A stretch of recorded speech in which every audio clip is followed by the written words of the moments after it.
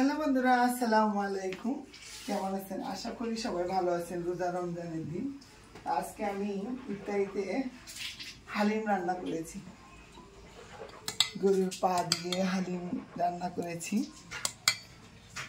আর আজকে সামান্য এটাই বুট পোলাও।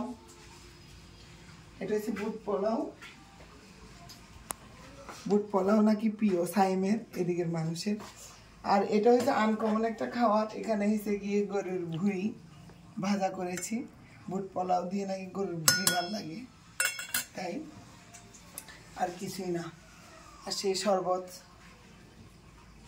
ইয়ার শরবত ওইটাই। তো আর বুরহানিটা ওই দিন কি নিয়েছিল কে থেকে সাহেব?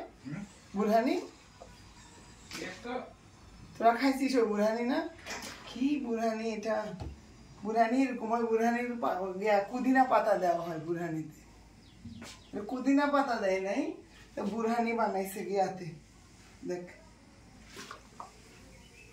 মানে মিষ্টির দোকান তো, তাই ওদের দইয়ের অভাব নাই। দই অনেকগুলো দই ভিতরে, অনেক কিছু দেখতে ঝাঁস হয়, ঝাঁস হয়নি। এই যে অনেকগুলা নেহারি বানাইছে। আমি নেহারি সরি নেহারি বলতেছি। দেখ এদিকে দেখাও।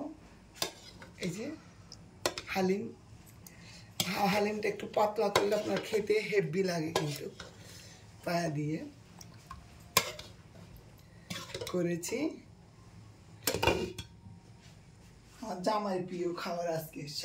আজকে দুপুরে বলতেছে তার হালিম খাওয়ার জন্য মন চাইছে, তাই হালিম যাচ্ছে। লাগবে না লাগবে না, বুরহানি আনতে গেছে। দেখছো কিনা বুরহানি গেলে ভাল লাগে। রেখে দিছি। এক গিয়ে কত? 50 টাকা, 100 টাকা। সে একটা 100 টাকা একবার গেছে। আর আমার মিশ্রির শরবত।